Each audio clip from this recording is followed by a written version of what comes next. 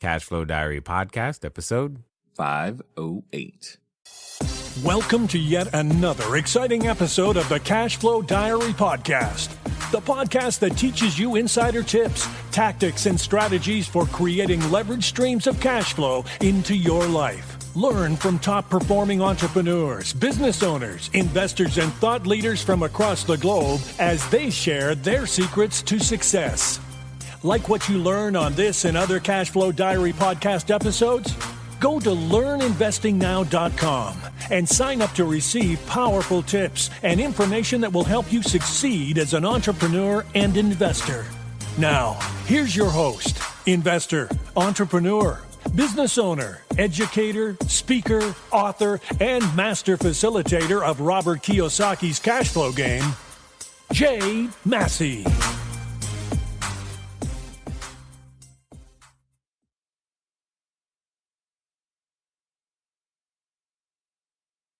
All right, ladies and gentlemen, welcome to another episode of the Cashflow Diary Podcast. I'm your host, Jay Massey, and I'm glad that you are here today because when it comes down to it, you and I, we're out there, we're building our businesses. We're doing our best to make the next best thing happen for ourselves, for our families, for our employees, for our vendors. We are trying to go out there, deliver quality service, quality products, and we've got our ideas that we know, we believe are excellent.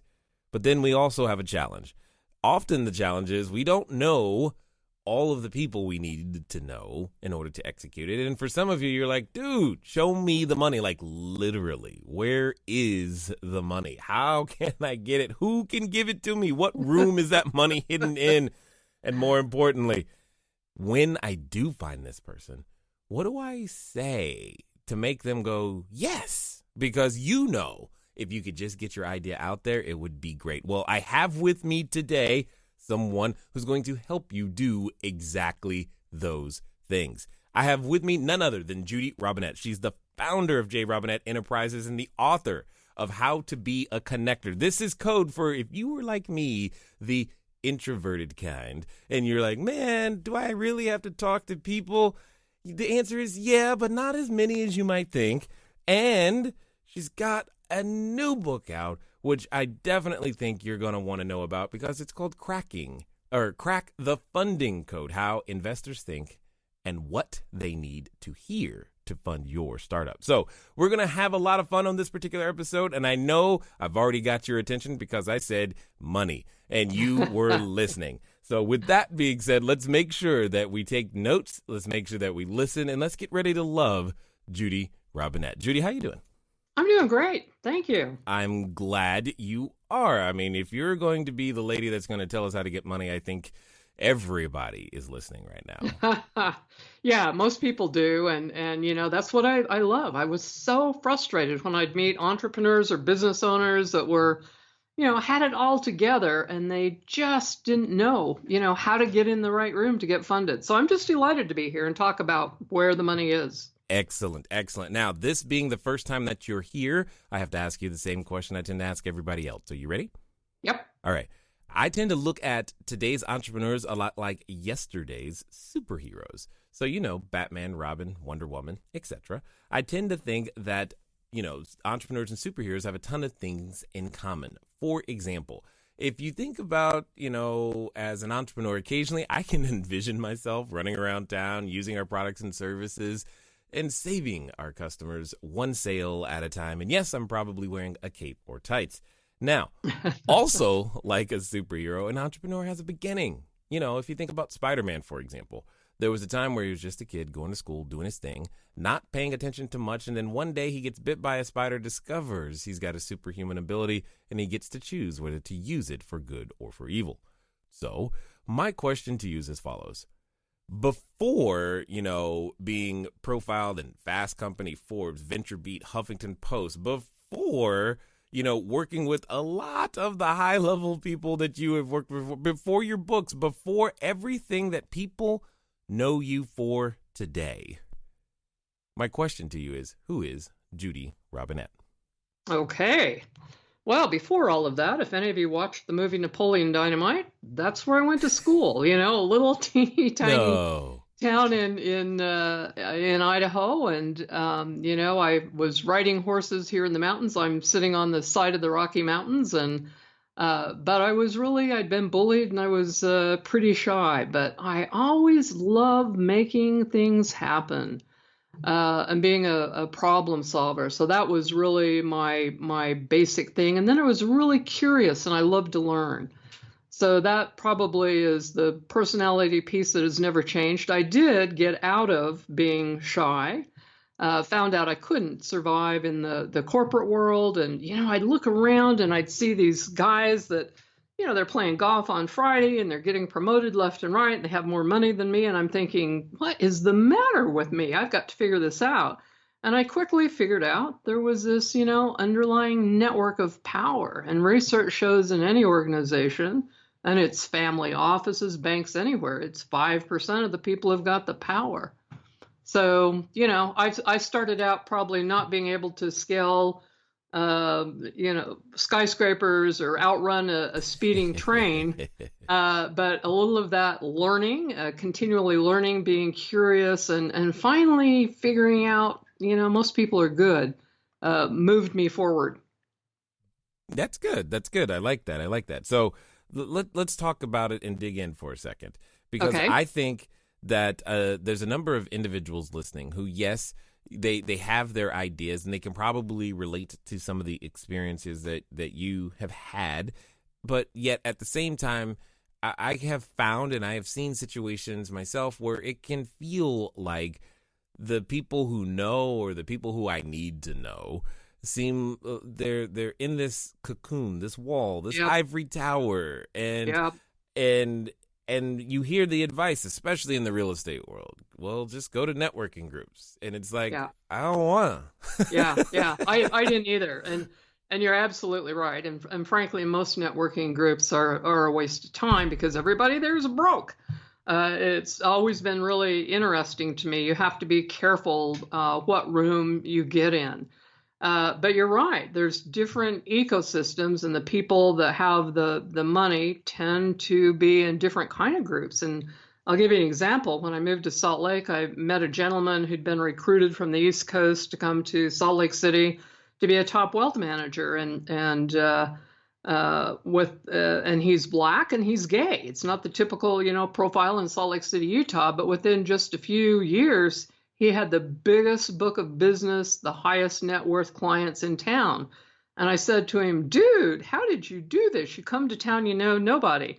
And he said, I joined the symphony. And I said, what? And he said, I paid a little extra so I could go break bread, drink a little wine before the concert started. He said, that's where my customers are.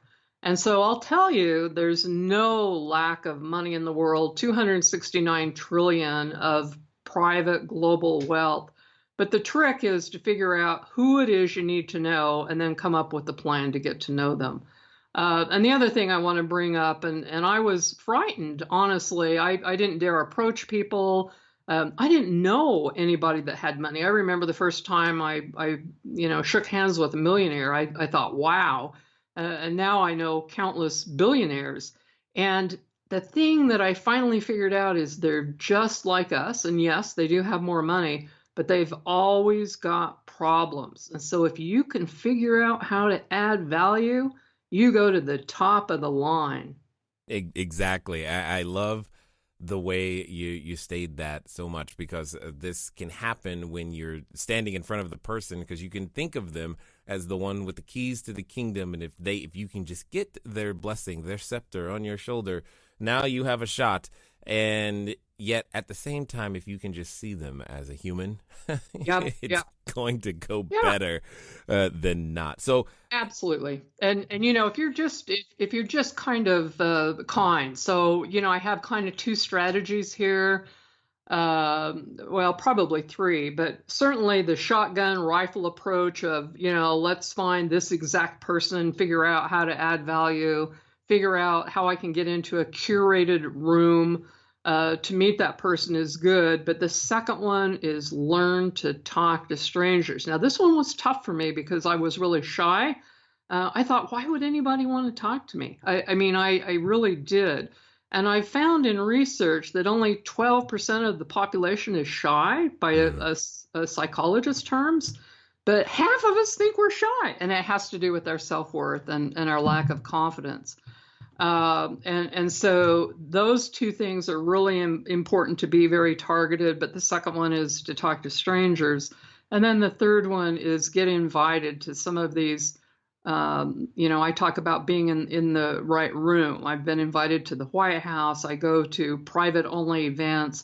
And this is really where you get the opportunity to make key connections.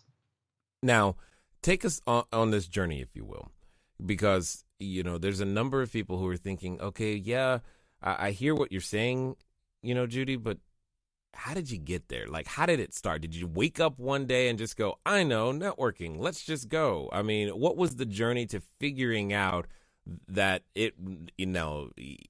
what to know is important, but who to know is more important? And most importantly, how to make all of this work? Yeah. And most important is who knows you. So in the corporate world, I mentioned, I'd been taught, like lower to middle class people, keep your head down, get a good degree, work hard, don't ask for help, people will notice. And I quickly figured out that didn't work. Mm-hmm. And I was so shy. I got the book, How to Win Friends and Influence People. And I just started smiling, saying hello, mentioning their name. And oh my gosh, I learned people actually did want to talk to me. And so that was really the starting point. And then I made it a game to see if I could talk to anyone, anywhere, just come up with some reason. And I remember once I was at a restaurant pulling into a parking lot, and I was telling my friend, and she said, oh, you can't do that. And I said, yeah, I can. Let's see who pulls in next door to us, in the next place. And so this car pulls in, and I get out, and I'm trying to figure out what it is I could talk to him about. And I noticed they have Idaho plates. And we're in Utah, and I get out and I go, oh, you're from Idaho. I live in Franklin. Where do you live? And it ended up in, a 3 or 4 minute conversation. And I found out the 2 tricks to talking to strangers are, number 1, ask a good question or offer a heartfelt compliment. And, people love people to care about them, to mention something about their clothes in particular. Men love it if you point out, great pair of shoes, love that watch, or, a great suit. And it has to be authentic. It can't be fake, of course. But then you'll get a smile, and then people are, then they're talkative. It's really ironic to me. You mentioned How to Win Friends and Influence People. It's one of the first books I myself went to go grab because was trying to figure out a way to relate to humans as opposed to just computer screens. So I totally get it, 100%. Now, how did you, for a number of entrepreneurs, here's what happens. They start out going in their journey, they're doing whatever they're doing. There's this waking up moment. There's this moment where you realize, oh, I've got something special. And 2 things happen. 1, yes, you're realizing that you've got something special. But second, you go, I'm going to offer this to the world. What was that like for you? When did you realize that understanding networking and things of that nature was something that you was like, this was my thing. I can do this and I should share it with other people? I didn't figure that out until I was in my 30s. I thought I was shy for a long time. And finally I got brave and told people, and they literally laughed at me. And told me I was an extrovert. But I love making things happen. And I quickly figured out that nothing happens without people. So I could add value by making key introductions to people. I could help them with whatever project, personally or professionally, they were interested in. It's people who know about the deals, can write a check to fund your company, know where the opportunities are. The number 1 way now you get a job is through your network. And so that was kind of my next thing. I learned that I could add value. And the more I did that, I kind of became the go-to person. And that accelerated, my career. I became a vice president of a hospital. I was on the Malcolm Baldrige committee that wrote the healthcare standards for the nation in healthcare. I ended up starting my first company after speaking at MIT, and somebody handed me a Wall Street Journal, and it had an article on how to become financially independent in America. And that's something I wanted to do.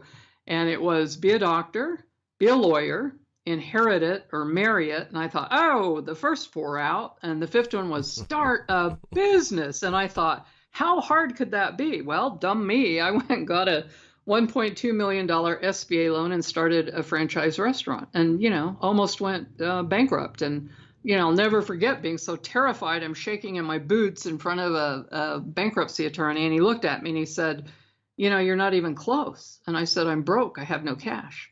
And he said something very life-changing to me. Judy, they can break you, but they can't eat you.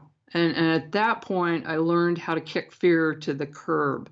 And that was part of that journey, going from that shy kid and learning just to smile, talk to people, then learning how to add value, and finally, just really being able to kind of kick fear to the curb and take more risk. And the more risk I took, the more I accelerated into higher levels. I've been on panels with Mark Cuban. I've done really fun things. I just pinch myself. I feel really humbled. I'm really blessed, honestly. And anybody can do it. Anybody can do it. And that was my first book, How to Be a Power Connector. And then when I became, and this was just from helping people, this dude said to me, don't you want to be the CEO of our little public company? And I'm like, oh, I can't be the CEO of a public company. And about the fourth time I thought, I always wanted to be a CEO. Well, they were broke, they were delisted, and they were in litigation. And I thought, what the heck? How hard can it be? And I found out that I was able to raise millions upon millions of dollars. And I found, much like Tony Robbins says, next level, next devil. But if you learn, and I know this is important to you, if you just learn the lesson, and I'll tell people, if you look back in your life and you think, where would I be if this horrid thing hadn't have happened to me? Most of the time, you would be in a worse place than you are today. And so that really helps you drop that fear and to learn and to move. Yeah. Now, you said something earlier that I want to go back and scoop this up, because I think this is an appropriate time to bring it back. And I'm sure someone was listening going, that I don't understand. You mentioned that you met there's a gentleman in Utah that you had met, and he said what he did to be able to grow the business to the size and everything, which sounds counterintuitive. He didn't say, oh, I went to 12 different, I started this marketing campaign, I ran Facebook ads. He didn't say those things. He said, join the symphony. Now, for some people, they're like, the what? And and some people even said, you can join that? Help us understand how that makes sense. All right, everybody. Thanks for listening, and I'm glad that you are enjoying what you are hearing thus far. But here's one of the things that's really important. One of the most important things that you can do is get started. One of the things that I've said before, and I say again, once you get started, stay started. But more importantly, there can be lots of roadblocks to getting started. So what we're going to do is we're going to remove one of those roadblocks for you and make it a little bit easier. Because the thing that I don't want to stop you is thinking, do I need a local number? How about a long distance number? Or should it be 800? How on earth am I going to make that happen so that people can contact me as I'm out there building my business, making my cash flow grow? But most importantly, understanding that it doesn't have to be difficult. Many of you may know, but if you don't, there's a company out there by the name of Grasshopper. And what I want you to do is I want you to go over to trygrasshopper.com/CashFlowDiary. Grasshopper is the entrepreneur's phone system. It works like a traditional phone system, but requires no hardware to purchase, no software to install. It's just a number that flat works. So if you are out there building that distributed workforce across many different locations, it's a way for you to still go out there and make your number be unified, simple, easy to use, something we've been using for quite some time. So again, go over to trygrasshopper.com/CashFlowDiary. Now, let's get back to the rest of the story.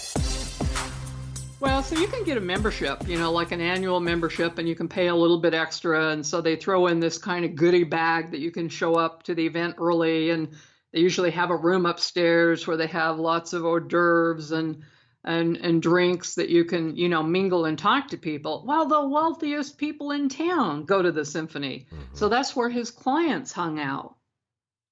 And they were already curated. So he didn't go to, these little networking groups that, there may have been one person out of 100 that he had to work his way through to find somebody who maybe could help him with his goals.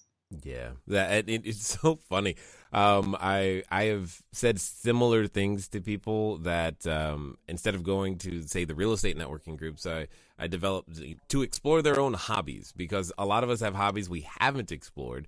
And if you can, choose an expensive one, and in my case that was photography and precious metals, because the individuals who are in a photography world, photography equipment is not inexpensive, and neither obviously are precious metals, but it speaks to the fact that they've got disposable income as well as additional time to invest into these things, which it can help you develop your resources. Now, when it comes to, okay, so if I go join the symphony, sure, I'm in the right room now, Judy. But if we're going to crack the code, if you will, what do I say? How do I even take it? How do I go from, hey, I'm in the symphony, I'm clearly not going to pass in my business card that day, am I? No, what you do is you mingle. You go around and talk to people, and you start building relationships. I always say to people, you want to get the second date. And so you don't necessarily give them your business card from the get-go and say, hey, don't you want to invest $1 million into my new commercial property? That's the way to die on the vine. But you want to build relationships. You want to be you and be real. I mean, nobody invests in people unless they know you, like you, and trust you. And these groups tend to be small. And so, there may be 50 people in that room. And so for that 45 minutes, you have the opportunity to go around and introduce yourself. And certainly it will come up with many people. They'll ask you where you live, what do you do? And you'll see them next time, and then you'll see them next time. And then pretty soon you've got a relationship, and they find out who you are, and then they'll call you. And at some point they will ask you for your contact information. And that often happens. So besides those curated groups, I'll give you another example. This past week, I spent Monday at Walmart's headquarters in meetings with a startup group. And then I flew to New York. Well, my main reason to go to New York was to go hear Andrea Bocelli. Just, Celine Dion says, if God sings, this is what he sounds like. And the famous producer, David Foster, said he's got the best voice in the world. So I'm at Madison Square Garden. I've never been there. I'm kind of like a hick from Idaho. And there's a young man and woman in front of me as, we're getting ready to go in. And I said, oh my gosh, this place is huge. Would you mind telling me, where do I go? Which is, I ask a question. And she said, oh, you've got these tickets. You need to head around here to the right. And she said, where are you from? And so I talked to her a little bit about that. And then I said, what do you do? And she said, I'm with Good Morning America, and I'm a little worried about being out this late at night because I have to get up at 4 a.m. in the morning for rehearsals. So there was talking to a stranger I'd have never guessed in 100 years. She's on Good Morning America. The next night, I went to my favorite little diner called Hillstone because they have a quartet. And I sit at the bar, and I start talking to the lady to my left, and she's the vice president of Viacom. And the woman next to her is the head of sales at Foursquare. Now, I couldn't have planned those. So there's the power of just talking to strangers. I do that in subways, in airports, and it's just being gracious. I offered the ladies a spoonful of my hot fudge sundae. So it's just little things, little conversations like that. And then, I quickly linked in with them. I've already shared emails, and when I go back to New York, I'll meet with them. Okay, so I can hear a couple of people coming up and, playing devil's advocate, raising some questions, maybe some limiting beliefs surfacing to the table, and they're going, but okay, Judy, that's great, but I don't have the money to join the symphony and go see who was it? Andrea Bocelli. Yes, I don't have the money to go to do that, let alone go to Madison Square Garden, any of those things. What do I do? Yeah. So in every town, another thing that you can do is join a not-for-profit. So one of the smart things, on hindsight, I didn't know it at the time. I had joined United Way, offered to volunteer just to help them because I hadn't ever studied finance in college, and I could see that not being able to do budgets was going to be a limiting problem for me. Right. And so I volunteered to serve at United Way. Well, United Way has many of the top business leaders in town on their committees, on their board. I have volunteered to be on a governor's race, their finance committee, to just offer to help. So all of these organizations, not-for-profits, or various kind of events, all need people to help. And by doing that, you can brush shoulders with, the people who are wealthy, the people who are the leaders in town who could open critical doors for you. Another thing you can do, and I got this from David Ramsey, one of the foremost super angels in the world. He sold his company, and then he's in Southern California going, geez, I'd like to invest, but I don't know where to find a company. And this is always the problem. So there's always a match. Everybody's problem is somebody else's solution. And he went to a banker, a lawyer, and an accountant and said, hey, could you help me? And they started making referrals. Well, in every town, there's bankers, lawyers, and accountants. And all the people that you probably need to meet all have a banker, a lawyer, an accountant. And so sometimes it's just, Yeah. thinking a little bit out of the box. And by you going and meeting with them, it shows you've got some gravitas, chutzpah, or, the guys would say you've got balls. Totally understood. And you're a little bit persistent. And then somebody will call their friend and say, hey, this person was in here this morning. I think you really ought to meet and listen to them. And most people will help you. Well, and I believe you, but I also know and have experienced for sure, especially in certain types of real estate or certain transactions or certain business circles. And in fact, there's probably a number of people saying to themselves, okay, that's all well and good, but Judy, you don't understand. I've got this good old boy network I'm dealing with. They're never going to give me money. They're never going to let me in that room. What do I do? Well, thankfully, the good old boy network is being chipped away at one piece at a time. And so, for instance, I've worked with Dr. Rodney Sampson, who is a Black preacher in Atlanta, who is helping startups, has got incubators, and he actually was hired by Mark Burnett to get more folks that are minorities, more women, onto Shark Tank. So there are groups out there, and it's not as hard now to do that. And in almost every organ or every town, you can find an incubator. There's 6,000 of them in the United States. So go to those people because, the one thing wealthy people are looking for is a good deal. And so there's always, like I said, your problem is somebody else's solution, and it becomes how you package it. You get the story right. And then, I have people, I call it my 3 golden questions. And, number 1 is, how can I help you? You always want to be generous, add value. But then when you get to the point in the relationship that you can say, this is where I'm at, I'm trying to build this bunch of duplexes, said much better than that. You tell them where you're at with the project, and then the 2 magic questions. Number 1 is, what other ideas do you have for me? And number 2 is, who else do you know that I should talk to? And if you keep repeating that, you suddenly go up a level, up another level, up another level.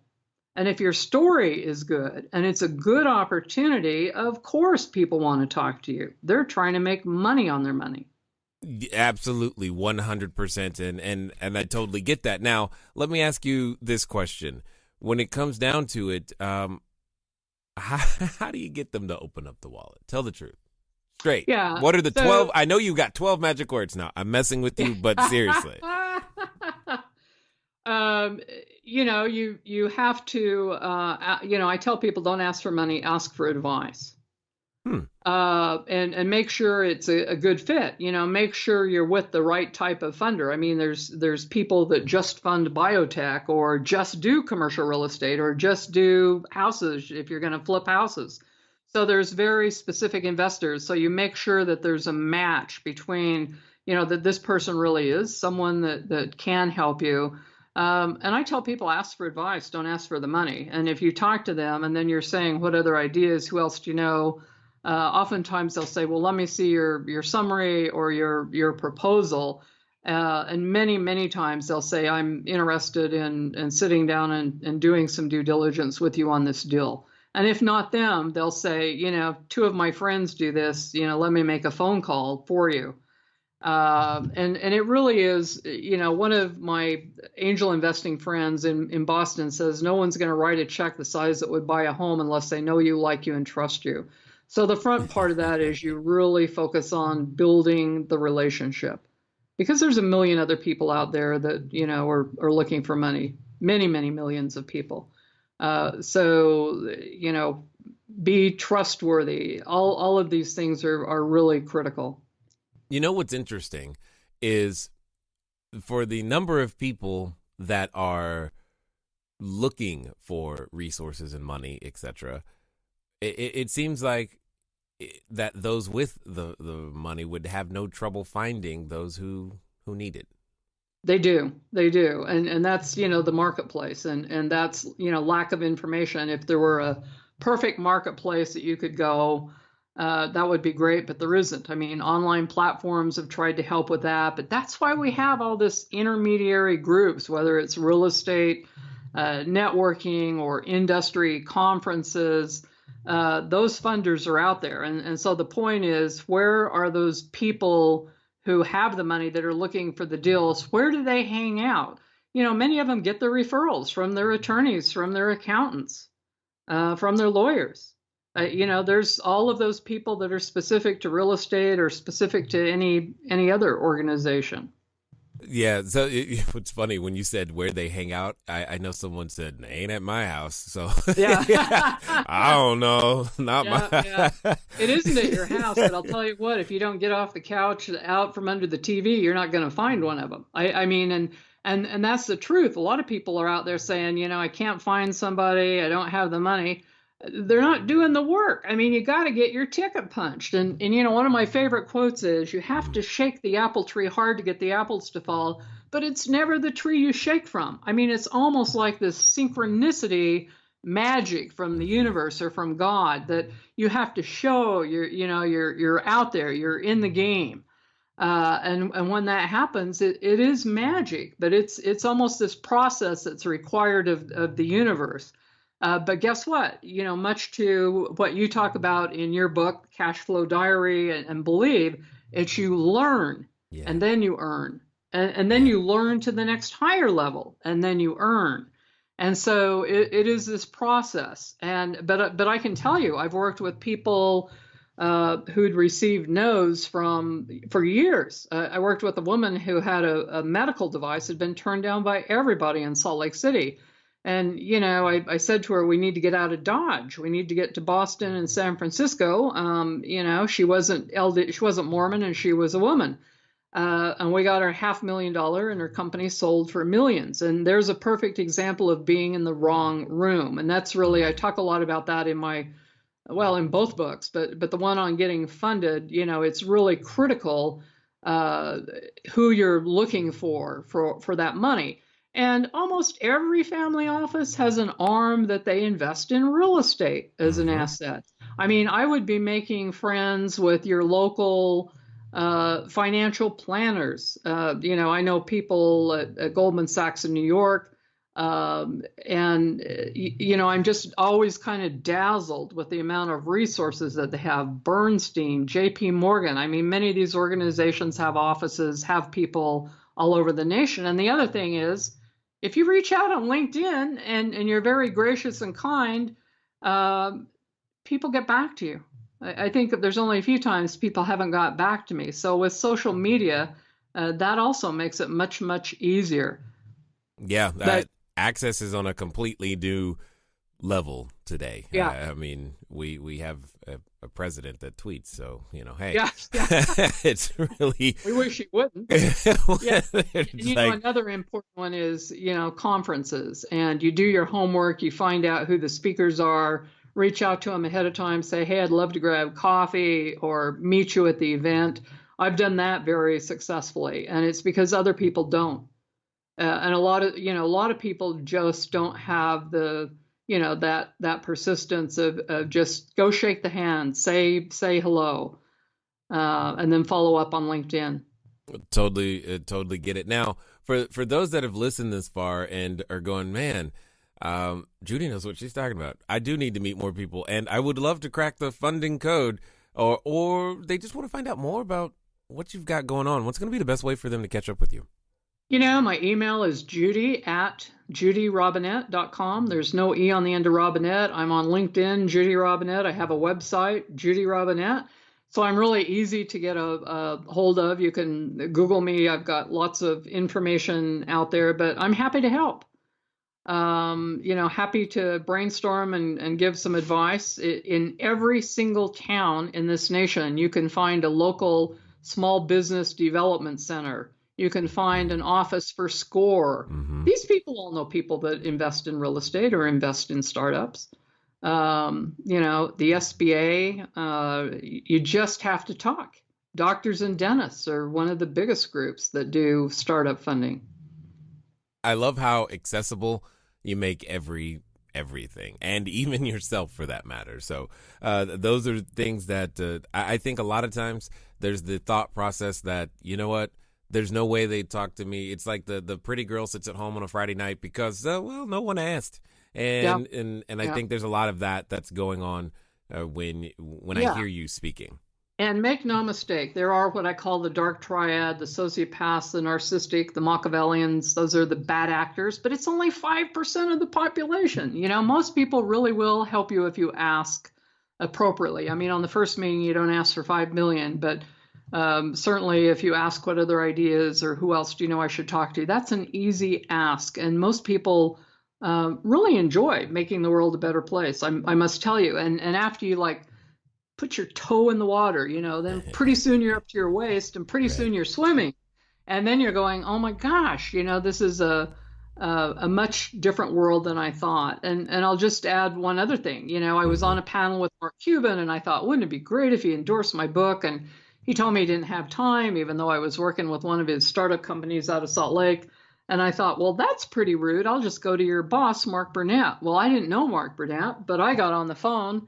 I actually reached out on email to several of my friends and said, does anybody know anybody who happens to know him?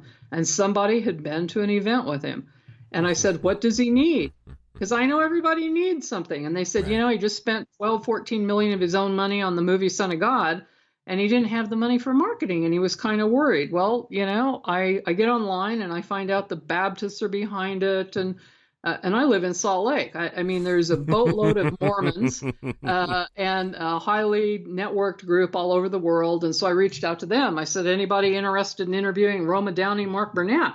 And they're like, oh my gosh, yes. Well, then I found out who Mark Burnett's handler was and reached out and said, I can help here, here, and here. And the next thing I knew was I had a message saying I was having lunch with Mark Burnett in Park City, Utah, where he was going to preview that film. And I just said, Mark, I would do this and this and this and this. And he's like, who are you? And I was adding value, the very best value I could figure out how to add to solve his problem. And then he said, how could I help you? And I said, would you consider endorsing my book? He endorsed my first book. And I'm friends with him. Mark Burnett wrote the foreword to Crack the Funding Code. And I'm good friends with Mark. And, a really important thing is to be generous and care about people. And I'll just use a final example. I had helped a woman who does lobbying, was with a big law firm in Washington, D.C. And she called me one day and she said, I want you to go on this diplomatic mission with me to Serbia. And I'm going, Serbia? I don't know that was on my bucket list. I didn't say that to her. And I said, what would you want me to do? And she said, we're trying to help the entrepreneurs over there, particularly with sewage and wastewater and clean air. And I'm thinking, I've never done a startup at all like that. And then I thought, maybe you can help. Maybe you ought to go. And so I went. Kevin Harrington asked me if I would vet an entrepreneur over there that has a company called Easygoing. I'm now part owners in that company. We have offices in Rockefeller Plaza. and I just pinch myself. And this is me doing one or two things of being gracious because I could do something to help her. And often it's just a little thing. Send some research information, recommend a book, make an introduction, invite them to some event. And people remember that stuff. They really do, because it shows you're a caring human being. And then they will think, reciprocity, how can I help them? And these things come back to you. Golden, I'll tell you, golden. 100%. I definitely appreciate hearing how skilled you are at making these things happen. I mean, at the end of the day, and again, it's always best when we can find a way to use the things that are easiest for us to do, that are natural for us to do, or that we're good at, to be able to contribute to the good of others. Now, as we wind down, I've got a final question for you, because I'm kind of curious to hear your answer. And because here's what I know. I know that someone listening has been this entire time going, man, I think I can do this. They've gathered the faith, the belief that from this conversation, and they're like, you know what? That's it. I'm in. I'm jumping in. And they're jumping in. They're going, well, Judy did it. She's got these books. They can help me do it. People have done it before. It's not brand new. I'm going to make this happen. And Judy, here's what happens. They're at what I like to call the precipice of decision. And you know, when we get to those moments of decision, we often have a companion, and that companion comes in the form of a voice. And that voice, it loves to remind us how it didn't work last time, how it may not work this time. And oh my God, you're going to meet who, and you're going to help them do what? Do you not?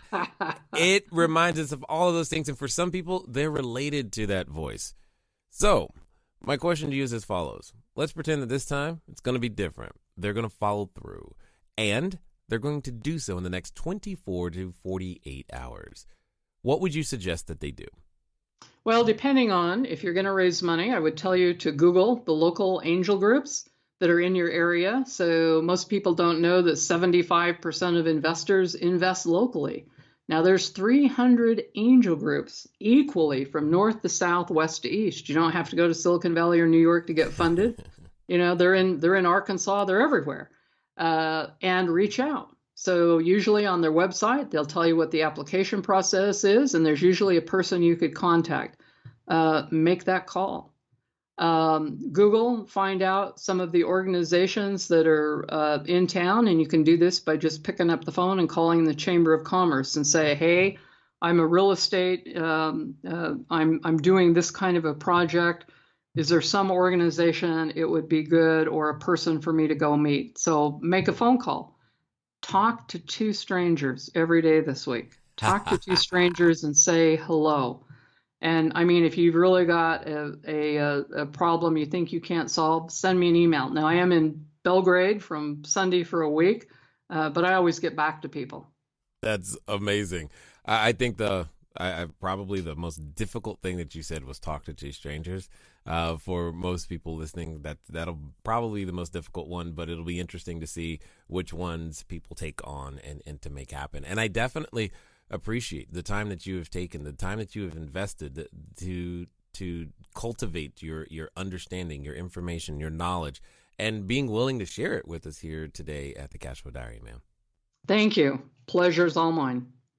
All right, ladies and gentlemen, you know what time it is. It's time for you to move at the speed of instruction. What does that mean? That means she gave you her email address. That should really require no explanation. It means use it. Why? Because you know, like I know, that there's something you were trying to get done, and you just heard how to make it happen. If there's another relationship, well, now you know what you need to do. And of course, one of those things is continual and constant and never-ending improvement, meaning get the book. Why? Because it's another one that you need, including how to win friends and influence people, how to be a power connector, crack the funding code. These are all things that are a part of who you will eventually become and what your business will be able to do. Ladies and gentlemen, it's been fun talking to you guys today. I look forward to talking to you soon. Until next time.